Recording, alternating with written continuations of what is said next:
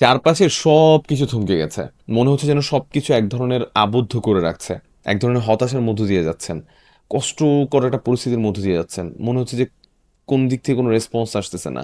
আল্লাহ তাআলার পক্ষ থেকে কোনো সাহায্য আসতেছে না। একটা বিরাট কষ্টের মধ্যে দিয়ে যাচ্ছেন। এমন কষ্টের মধ্য দিয়ে আমাদের নবী করিম সাল্লাল্লাহু আলাইহি সাল্লামও প্রায় ১,৫০০ বছর আগে গিয়েছিলেন।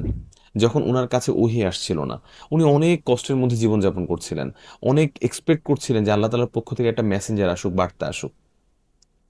সেই সময় আল্লাহ তাআলা কোরআনের একটা সূরা নাজিল করেন, সূরা দোহা। সেখানে উনি বলেন, মা ওয়াদ্দাআকা রাব্বুকা ওয়া মা ক্বালা। আপনার রব আপনাকে পরিত্যাগও করেন নাই, আপনার প্রতি অসন্তুষ্টও হন নাই।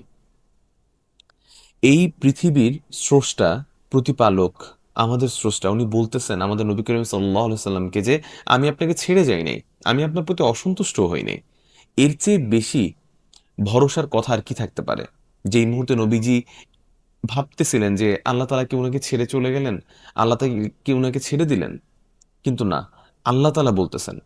একটা জিনিস খেয়াল করেন, আমাদের আশপাশের কেউ যদি আমাদেরকে এটা বলে যে আমি তোমার পাশে আছি, আমি তোমার সাথে আছি, আমি তোমার জন্য স্ট্যান্ড নিব, আমি তোমার সাথে থাকবো, সেই সময় আপনার কতটা ভালো লাগে, আপনি কতটা সাহস পান। আর সেই জায়গাতে আল্লাহ তাআলা বলতেছেন যে আমি আপনার প্রতি অসন্তুষ্ট হই নাই, আপনাকে পরিত্যাগও করি নাই।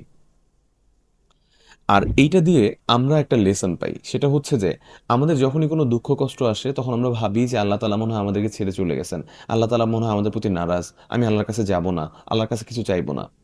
মনে রাখতে হবে যেটা হচ্ছে শয়তানের একটা ধোঁকা। শয়তান চায় আপনি আল্লাহ তাআলার প্রতি বিমুখ হয়ে থাকেন।